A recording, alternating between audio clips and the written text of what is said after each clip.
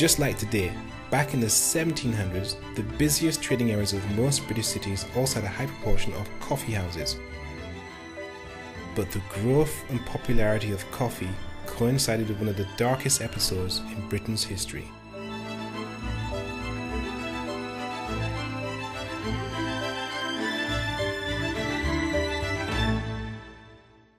This is a Jamaica wine house, but it used to be called the Jamaica Coffee House. At one time, coffee houses were very popular across the entire country, and people would go there to do business.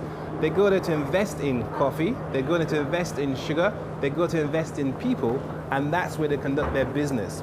The question to ask yourself is, in your local area, are there any street names or buildings that have an African or Caribbean connection as far as their name's concerned?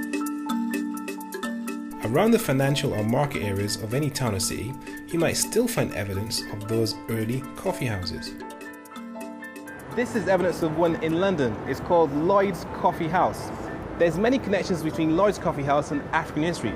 Lloyd's Coffee House used to be the headquarters for what is now Lloyd's of London, a massive insurance company.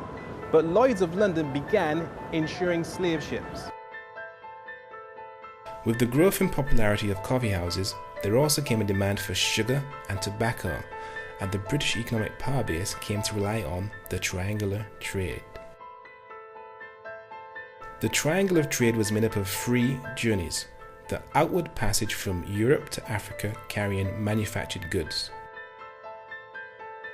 the middle passage from Africa carrying African captives who would be forced to work as slaves on the coffee and sugar plantations in the Caribbean and the Americas, and the final journey from the British-owned plantations in the Caribbean and the Americas, sending coffee, sugar and tobacco back home.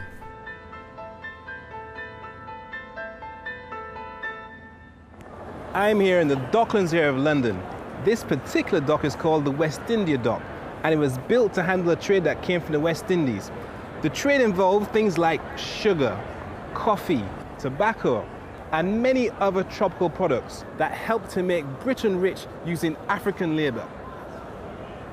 Docklands, rivers or canals are often rich hunting grounds for evidence of trading connections with Africa and the Caribbean.